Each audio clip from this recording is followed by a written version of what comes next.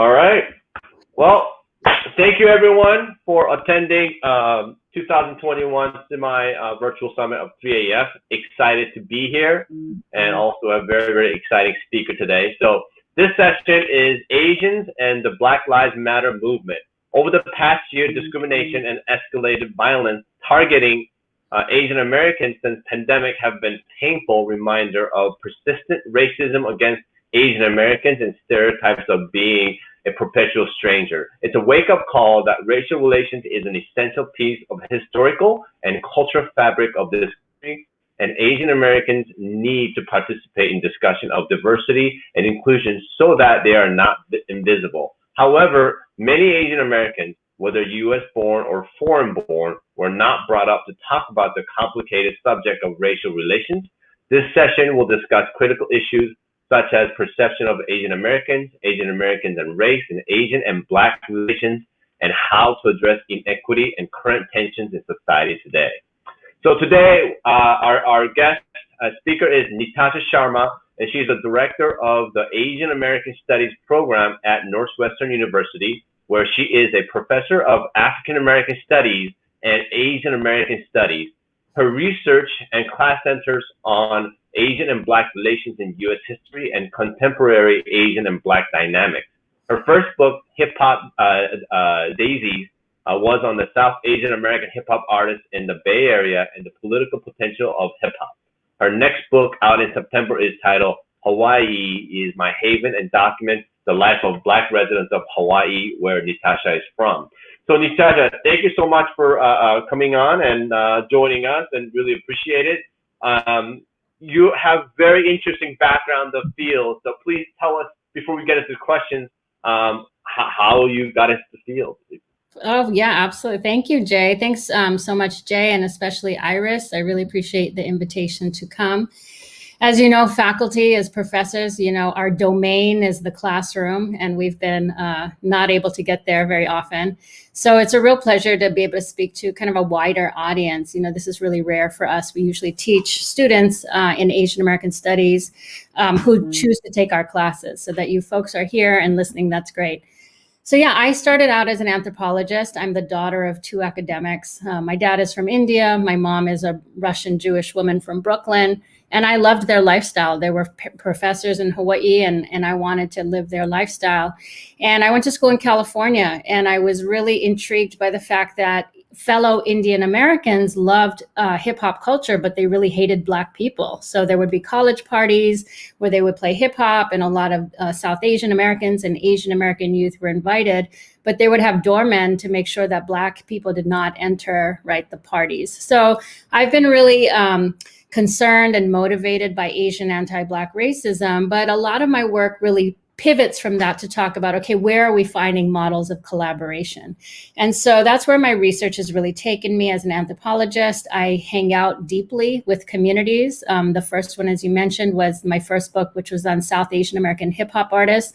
So in the Bay Area, I went to hip hop clubs, and I want to know, where and how do Asian Americans come to understand ourselves as people of color? In affiliation with African Americans, not just as sort of exceptionally different cultural immigrants, How are we part of the fabric of the US? And a lot of that was based on the second generation experience for those of us who were born in the US. And then moving on, I've been at Northwestern for 15 years. And as Jay mentioned, I'm in Asian American Studies and African American Studies. So I'm really motivated to look at interminority relations on the ground to really understand how has Americans come to consider who Asian Americans are, how are we represented or most often not represented, and what's our responsibility for engaging questions of race, exactly as you mentioned, Jay. Awesome. Yeah, Iris came and told me about the session that she attended and was raving. I'm so glad that you were able to be part of our summit, and what a perfect field and background for a perfect topic. So let's get started.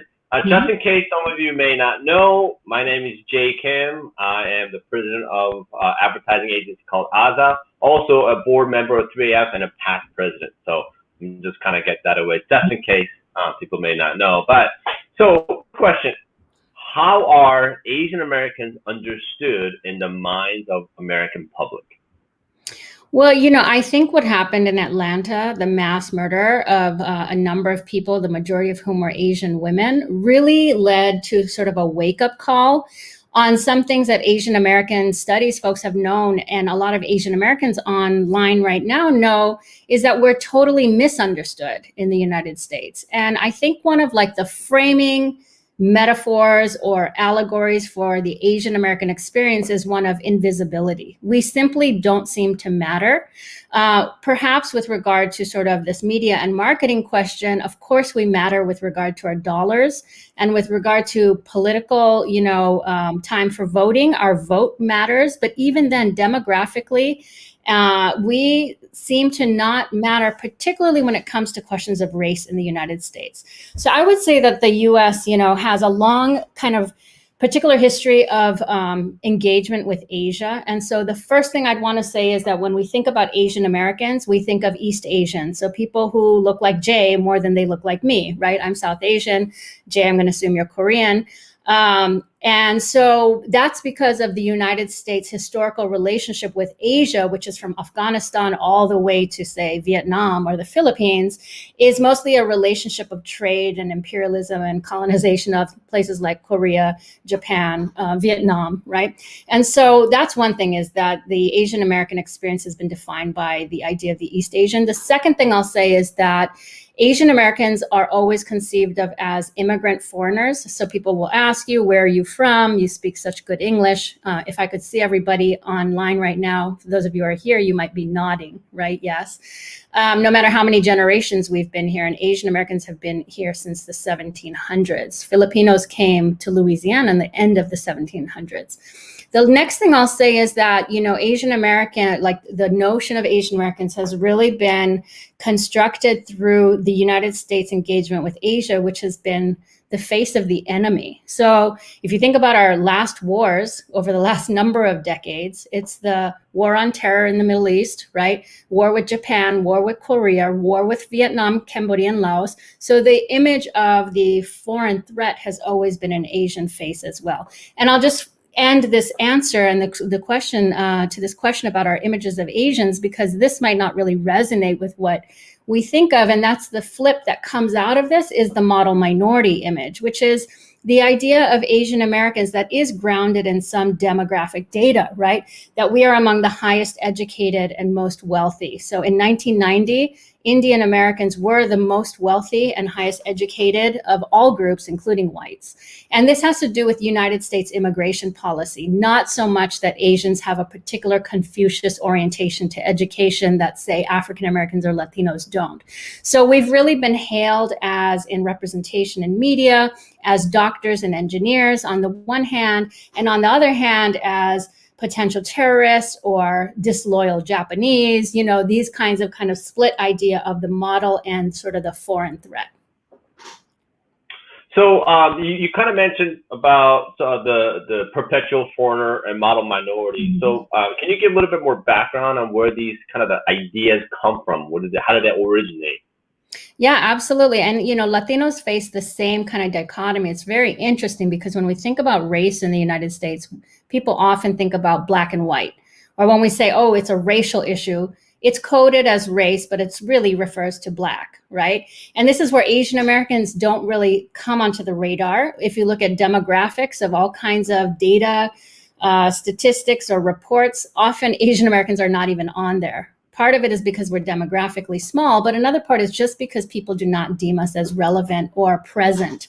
So a lot of these images and these ideas, they're not just interpersonal ideas of misinformed or ignorant being. These are constructed ideas that have played a role in financial, economic, social, political processes in the United States. And so Asian Americans, their relationship with the United States has been one of labor exploitation from the earliest times of migration. So that the first racially coded discriminatory law had to do with the Chinese Exclusion Act in 1882. So unlike African Americans who were brought here as an enslaved labor and kind of tied to the land as non-humans who had to cultivate this land, Asian Americans or Asians were brought here as temporary migrants, as mostly men, first Chinese to build the railroad, laundry services, Japanese came and did agriculture, Indians in the salmon fisheries. So we were seen as temporary and in fact created as temporary because we were not allowed to marry white people. And the exclusion acts were race-based so that more Asian immigrants could not come. And so there's what I'm trying to say, right, is that there are these immigration, political, and economic processes that feed into these ideologies of, oh, Asians are recent immigrants and they're only here for a temporary time. With regard to the model minority, that really had to do with after the United States defeated Japan, it had to be the harbinger of democracy. And the idea was that we had a new reckoning with equality. We had to follow the civil rights movement and we couldn't have discriminatory laws anymore. And so the huge population of Asian immigrants that came in 1965 came as a result of the United States having to show that it was not discriminatory. And the Asian immigrants that were allowed to come were those who were highly educated, were English speaking, and could provide professional services. So that's a lot of the folks who are here, people like my father who were professionals, and that's where the model minority myth comes from. Oh, well, thank you for that. Professor, I talk way too much. No, but I mean, you mentioned some of the key things. I remember reading that also, in 1880s, Asian women were not allowed, so that's why they had a lot of men. But you talked about, the Chinese Exclusion Act and some of the key histories, and you mentioned some of the, wars in Asia. Could you kind of give a little quick review of the immigration history of Asians in the U.S.? Yeah, I mean, so there have been different sort of waves of Asian migration. And the first wave was really from from the discovery of gold and the gold rush, the 49ers. That was from the 1849 discovery of gold, right, in California. So soon after that, Chinese migrants came. So the first wave was really until 1924, and it was a wave of exclusion. It was sort of labor exploitation, exploited male labor. After that, there was really not, there was kind of a stoppage to Asian migration. And back then, there was this idea of the construct of Chinatowns because people were not able to live in white neighborhoods. And these were predominantly men who lived in these areas. And so it was very different from the model minority now. In 1965, as I said, right, when the economy is good, right, our immigration doors open up. And so the economy was good in the 60s. And so we had this desire for professionals in a post-war economy. So a lot of Asian immigrants came through with finances, skills spread across the United States. So you have Indian doctors in Iowa, and you have Korean architects in Nebraska, as well as the coasts. In the 80s, in the 80s and the 90s, we had a different kind of, under Reagan, for instance, we had a different economy. And it was much harder. So it was the siblings, the lesser educated siblings of those wealthy immigrants who came in. And these are sort of the images in TV that you see of the 7-Eleven store owner, the cab driver, or the dry cleaner, right? Asians who are facing occupational downgrading from, if they might have been principals and key doctors in Korea who come here and then have to own liquor stores, for instance. So, again, these kinds of things explain the open and closed door of Asian migration, and then the ideas that go along with it, that we're either really wealthy and assimilated Asians who live in white suburban neighborhoods and whose children excel at Harvard, or those who are sort of cab drivers or are foreigners who don't know English, who should go back home. I see. So, kind of moving a little bit forward, importance of it as, you teach on these subjects. Why should we understand Asian American and race? Mm-hmm. Yeah, I really like what you said in the beginning, Jay, about that it's really the duty of Asian Americans to really engage with how we are racialized and seen as racial bodies in the United States, and to engage racial politics. For instance, Asian American students at my university at Northwestern and across the US, they want to talk about Asian Americans and Black Lives Matter. They want to talk to us professors to ask them, okay, when we go home and go to Thanksgiving, how do we talk to our racist uncle? Like, how do we shed light? So there's this new generation that is really understanding, and they're often the third generation, the second US born generation. And they want to engage in social justice activism. They understand that the US is a racially structured society. They understand anti-Black racism. However, our parents who are immigrants from Asia don't necessarily, as you said, have the vocabulary for teaching us youth how to understand race in the United States, because they were born in a different context and they came here to work for their children. And so they didn't really have that vocabulary. So one thing, I'll say two things. One is that I think it's really critical that we've seen time and again that Asian Americans, we're not just culturally unique, celebrated for our food and our heritage and our emphasis on family. We're also racialized. And just to give a quick example, after 9/11, nobody was really thinking about Middle Eastern Americans. South Asians were not really even considered, or didn't consider ourselves Asian Americans. 9/11 happens, we're racialized as potential terrorists. That's a racial project, okay? The second thing I'll say is that we should not just consider ourselves in terms of how we're racialized, but also engage in racial matters. And so when we don't do anything as a company, a corporation, as a creator of representations of Asians, we have to engage in racial politics in the United States, including Black Lives Matter, this thing called Stop Asian Hate. It's really critical that we do, because this is our home and we are complicit in it if we don't act to challenge it. That's interesting that your students brought that up. It took me, if I can share, it took me about 10 years to stop my dad from using derogatory terms. Mm-hmm. And it was just me chipping at it all the time. And finally, he kind of caved in that regard. So I think it's important for us to recognize. And at 3AF here last year, we want to make sure that we show support of Black Lives Matter. We put out a statement. And, even our agency, we did a thorough, a lesson on Black history in the United States, because not all Asians been here for a long time, and they were taught that somewhat recent, so they have no understanding. So I think you really answered that and put it in very great terms. So going into that topic, what are Asian and Black relations? Yeah, that's such a huge, it's so big, right? I teach 2 classes on that very topic. One thing I'll say before I start is there are Asian Americans who are also Black, right? And and maybe it's a really small group of multiracials, but many of us in our families have, like my child, right? Or some other person's cousin or somebody's uncle, right? There are people who are Asian and Black. So one thing to think about is that we talk about these terms as discrete, these groups as discrete and different, and have nothing to do in common. In fact, we're constructed in the American imaginary to be complete opposites, where Asian Americans are conceived of as having everything to do with the brain, right? So the affirmative action debate at Harvard, et cetera, is really all about Asian Americans being overrepresented, right? In higher education, in elite schools. So Asian Americans have historically been affiliated with the brain, not the body, decidedly not the body. So there's this whole idea of Asian Americans as emasculated, Asian men as emasculated. There's a history to that. And it has to do with the way that the United States constructed all of Asia as fertile ground for colonization. So it feminized Asia and it feminized Asian bodies. African Americans, on the other hand, have been constructed as having no brains, as being simply affiliated with the body. And that has to do with enslavement and the idea of dehumanizing people, right? And so you think about the kinds of arenas in which Black people are allowed to excel in entertainment, in sports, right? This has to do with the body. And so rarely are they quarterbacks. And the idea is, well, Black people aren't smart enough.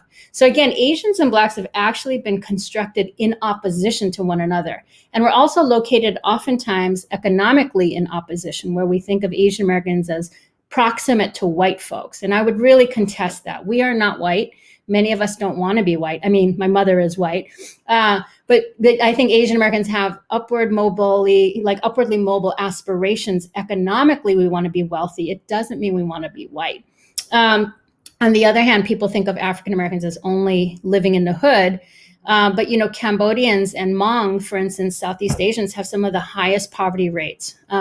So Asian Black relations, I'm going through this kind of history of labor difference and also these ideas that are connected to Asian people and Black people in order to tie what structures Asian and Black relations. And what it is this might be offensive to some of you, but it's white supremacy. It's these ideas of a capitalist white dominant nation that has constructed the exploitation of particular groups to benefit those in power. So the question then goes to, as Asian Americans, many of us here who are middle class or wealthy, what is our obligation, right? What is our responsibility for addressing these inequalities, right? So Asian-Black relations, again, has been historically structured. They are tense and often seen as in opposition or having nothing to do with one another. But we are really close, proximate comrades because we have both been fucked over by white supremacy, even if some of us are taught that if you step on the backs of Black people, you will have it better. That can flip as soon as a 9/11 or an Atlanta shooting. Thank you for that settings, and it kind of makes me think about. I'm sure you covered this in your class, but makes me think about LA riot in 1992. So, can you with what you just talked about, can you kind of give a little bit of historical and what had happened, and then how do we get better moving forward in that regard? Yeah, I mean, the 1992 LA Uprising is so key and transformative or definitive of Asian-Black relations. I don't say that it transforms it, but it's really key. And so in 1992, I was in college in Santa Cruz. I'm a University of California girl through and through. And I was in Santa Cruz, not far from, LA, watching it happen. And what it was is the case, again, economics, politics, and culture come together to shape these dynamics, along with the media and then power interests. So essentially, a lot of Korean store owners, have bought stores that Italian and Jewish folks were trying to leave these increasingly Black neighborhoods. So there was white flight. This is around the same time that Koreans and Japanese and South Asians started immigrating here. A lot of them came with some cash, or they had rotating communities in which they could borrow money, and they bought these stores in predominantly Black areas that were getting more and more. They were the segregation was getting constructed as white flight was happening. And so you have, in the case of people who might have been professionals in Korea who are now working 20, 23 hours a day, right? And their wives and their children, right? Working uncompensated labor and not knowing much about African Americans, except what was globally spread, which is that Black people are not good, that Black people are inferior, they're criminal. So this is not a US thing. This is the notion of Black inferiority and criminality has belted the globe, right? And then you have African Americans who are living in places where the stores are charging much more for potatoes and milk and beer than you might have at any Whole Foods, right? And so you have these kind of cultural dynamics of misunderstanding, but they're really economic dynamics as well. And so, the LA Uprising was really about police brutality and these vast systems of global migration and segregation and anti-Black racism. And the media, really the LA Times, for instance, had really pitted as an Asian-Black issue.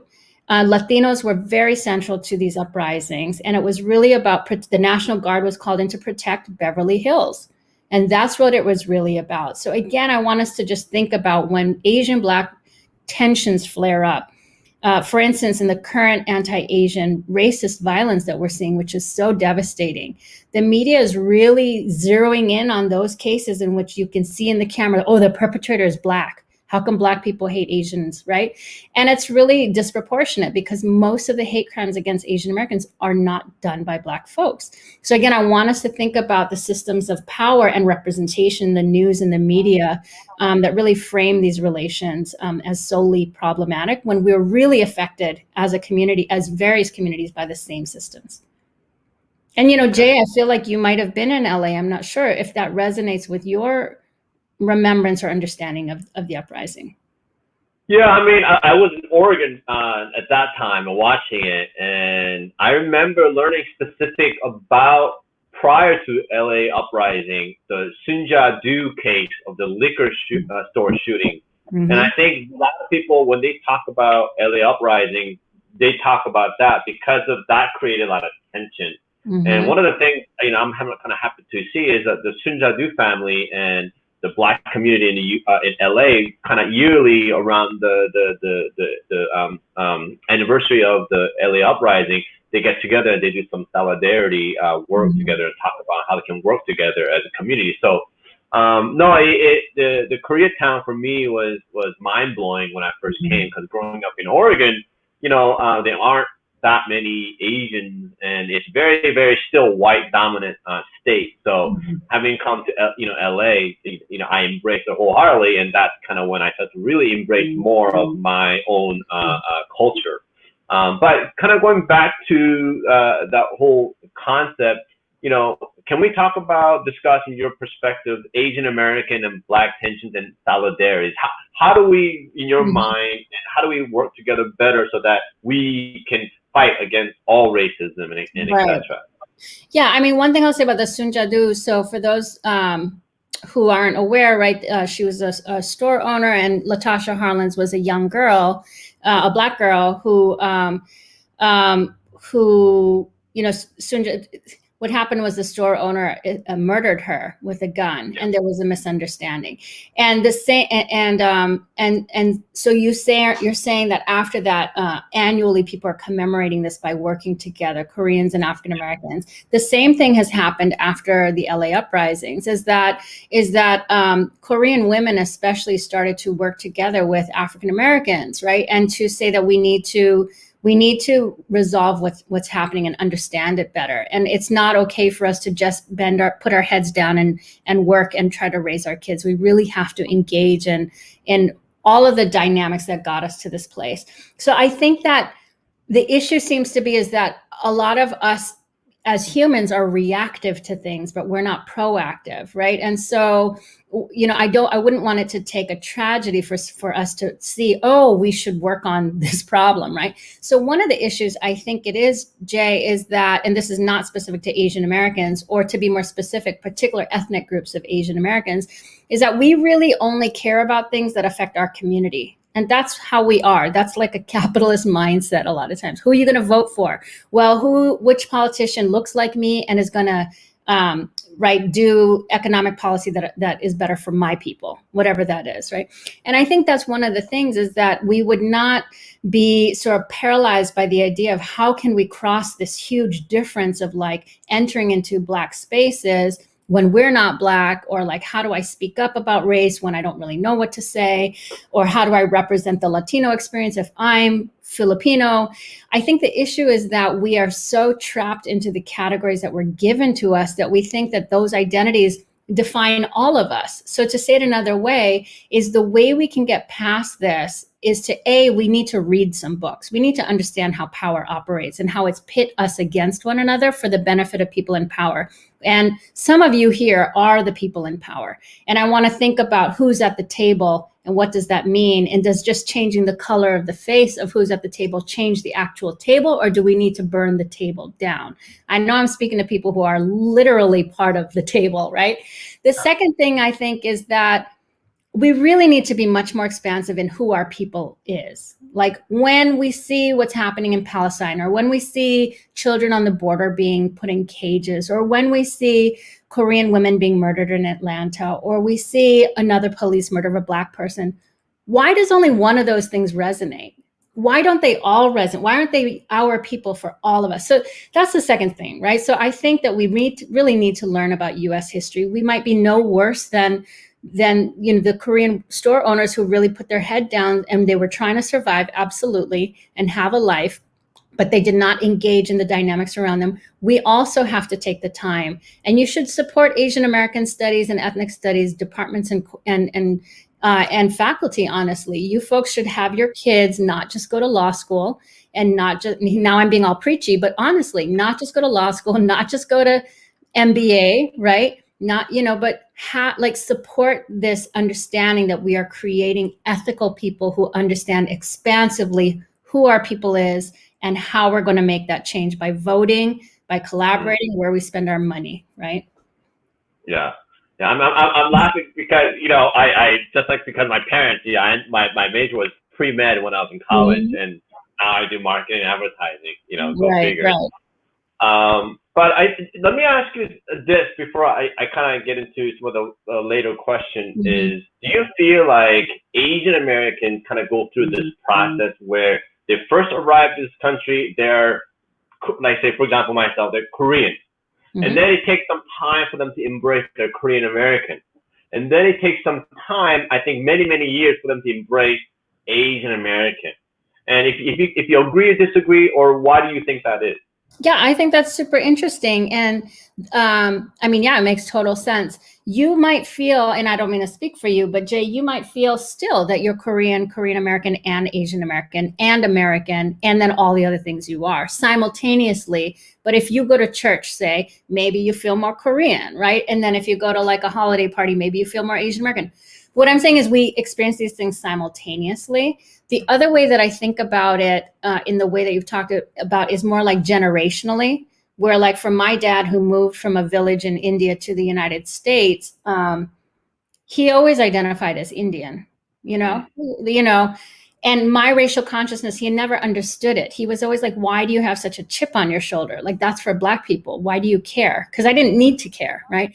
So I was US born, and I consider myself a woman of color, an Asian American, and a South Asian all at once, right? Because that's the other thing is that people don't understand when we think about like, we can, we're smart. We meaning people are smart. We can handle multiple things at once, right? We can, and so, I think the thing that some people are struggling with is that kind of idea of the hyphenated Asian American. Are we Asian or are we American? And I think what we're learning is that if you shift or have not just our notion of cultural difference and our relationship to our homelands, whether we speak the language or if we don't, we feel shame or disconnection, or transracial Korean adoptees who are could be confused or want to go to Korea, right? Is that I think that if we shift the conversation to not just talk about that, but also to see how part of this is an internal process of our relationship to our families and what they taught us and our communities and who we're around. But part of it is the way that the rest of society sees us and affects us and impacts us. So when we're cursed out, I've often been exoticized and also terrorized, right, as a South Asian brown woman. That's the process of race being imputed onto me. It doesn't matter what I think of myself. So we have to do both things, manage both things together and see where they come from. Wow. I want to kind of go back to the comment you made about Asian Americans are more on the brain, African American more on the body. You also mentioned about being, hypersexualized, and Atlanta shooting was exactly that. Can you kind of give some frame and your perspective and why Asian American, women may be hypersexualized, and, why, people, that's an issue? Absolutely. I mean, you actually said it yourself when you referred to the 1875 Page Act, is that the United States historical relationship with Asian women has been one of exclusion through the form of conceptualizing or writing into law that they were all potential prostitutes. And that is further explained by our wars with Asia, where we still have so much US military, not just in Germany or in Hawaii, but also in Japan and Korea. I mean, there are bases. And around those bases over the decades, including during the wartime, you have R&R, rest and relaxation, where an entire economy is devastated. And so women are trying to make do. And so you have sex work. So there's this idea of Asia as the Orient, which is feminized as a vastly open place filled with riches, where Asian men are deemed to be like Fu Manchu. They're very evil or backward, and they can't protect their women. So this justifies the US military going in and saving women. So you can think of Madame Butterfly or all of these plays, Anna and the King, I don't remember all the titles. All of these kind of plays that showed the white hero saving the Asian woman from the despotic Asian man. So Asian men have been emasculated. Asian women are hyper feminized. For African Americans, Black men have been hypersexualized, hypermasculine, right? Often affiliated with like the phallus, the obsession with the Black penis, right? Because also having to do with enslavement and the fear of maintaining the purity of white women. But Black women, if you think about Michelle Obama, have also been masculated. seen as masculine. So there's again this divergence that has to do with the way that normative or white society can make non-white folks deviant in ways that differ from the norm, which is like the normal masculinity or the normal femininity.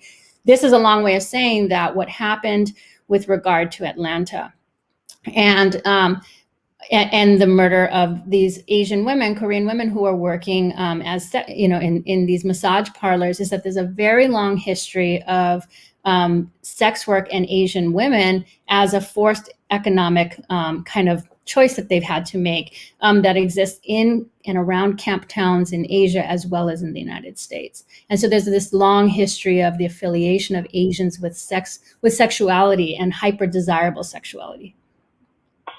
Well, thank you for that, info. That's very helpful. I mean, because it does, you're absolutely right. It goes back to 1880s and how it's been settled. And then absolutely around the armies and war is what, still to this day, the Full Metal Jacket, in that movie, there's all the scenes and, and whatnot. I mean, it's also been used in many of the, hip hop music as well, right? Absolutely. And you can think of like Bruce Lee films, right? Bruce Lee was really such a huge icon, not just for Asian Americans, as an icon of Asian masculinity.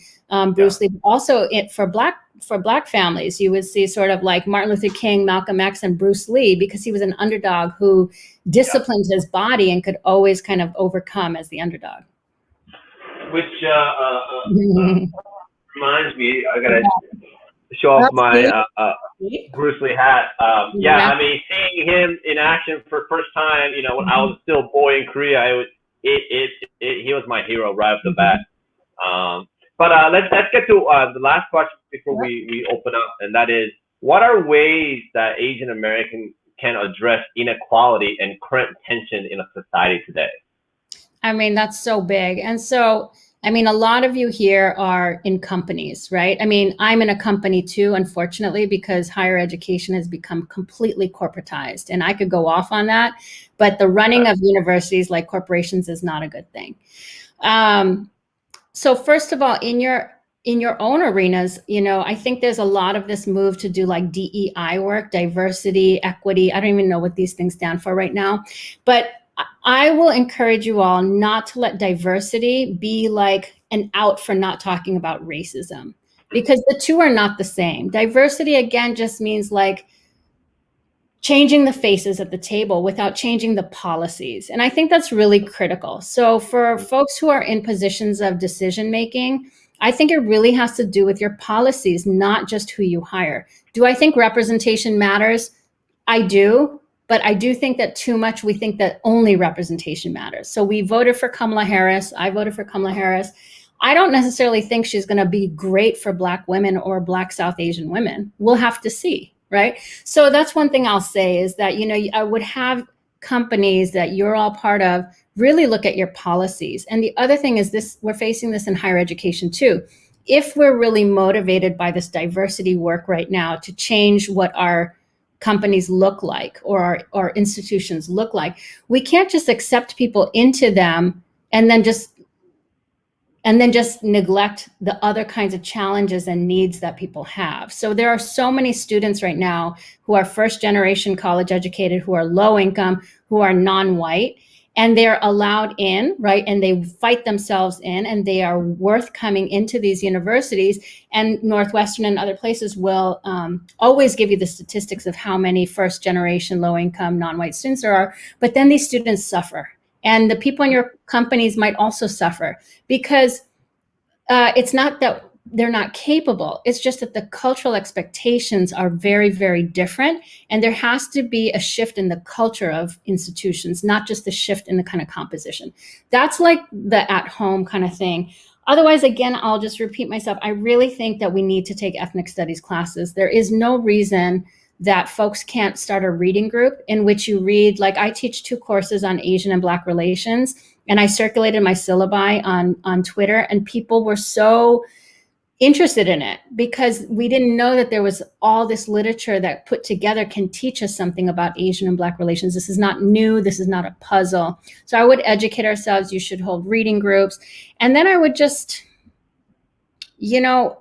I think for Iris and for Jay, for you folks to have this idea of having this kind of conversation to this kind of community is really encouraging to me. I'm a little cynical. I don't know who's here, et cetera, but I think that having these conversations is really important. And that's the last thing I'll say is it's really important to have conversations that are uncomfortable. I know that that's a very big part of discussions these days, difficult dialogues, sitting with discomfort. As a mixed race Hindu from Hawaii, who's like a non-Black person in Black studies, uncomfortable, like discomfort is a common feeling, and it just expands your awareness of other people and their situations and empathy, which goes back to my first big point, is really cultivating an expansive view of who your people is will only happen if we read and learn and interact with other people, not in a superficial way, but in a deep way. So it's not very specific what I'm saying, but it is what motivates, I think can motivate change. Well, thank you for that. I'd like to open up for any questions. I'm looking at my dashboard, and I think we have about 80 viewers. Let me see which question comes back. Let's see if they have any questions. Here's from Iris. Yeah. What suggestions do you give to your students when they come to you and ask you how they should talk to their racist parents? It's so hard. It's so hard because our parents are our parents. It's a long, slow burn, and some people are irredeemable, but, I think to approach them with love and care, but also to really try to explain the things that you're learning. That's will really equip you with the kind of comebacks when our parents say certain things. They'll say like, look, well, how come Black people are in jail so much? If you take an ethnic studies class, you already have the answer to that. So what I'm saying is that, again, it really goes back to learning. And it's not really, for me, it's not so much this approach of like, enter a space with care and make sure to listen. I'm a little less touchy-feely than that. I'm more about knowledge is power. And that means that people in power have the knowledge to shape the way we think about things. So all our racist stereotypes, that's because people in positions of power broadcast that in film, in television, and media. But also the gaining of knowledge gives one more power. So I really think once we're educated, we can engage with our parents and our relatives with their misperceptions that are really unfounded. And we can point out, well, what about this? Well, what about that? And I think that can be a way to do it. Yeah, I mean, I really like the, having the conversations that are uncomfortable, because when the George Floyd murder happened last year, we had to talk about those two Asian police officers standing there. And we as an Asians have to have a discussion like, okay, we need to talk about this. Like, how do you guys feel? Like, what are the questions? Let's have a discussion. So I think that are a really good perspective. We have another question. It says, what are your insights on the Asian and Hispanic communities' relationship? Yeah, it's interesting. I think that Latinos are also similarly, even though demographically they outnumber Asian Americans and they're basically on par with the Black population, they're also radically under-acknowledged. There are a lot of parallels. We're not Black and we're not white. We're both seen as exploitable labor, even if Asian Americans are seen as the good brown in some cases, and Latinos as the bad or undocumented brown. In a lot of ways, we're both seen as recent immigrants who are just here temporarily and who are only good for particular sorts of things. I think it's a problem that Asian and Latinos don't have greater collaborations. I'll just say at Northwestern, Asian American Studies and the Latino Studies program are under an umbrella that we've created called the Council for Race and Ethnic Studies. And we're hoping to cultivate more scholars who are looking at Asian and Latino relations more historically. The last thing I'll say is that, we should learn things like there are Asian folks who have historically been in Latin America for a very long time, in Peru, all kinds of places. So thank you for that.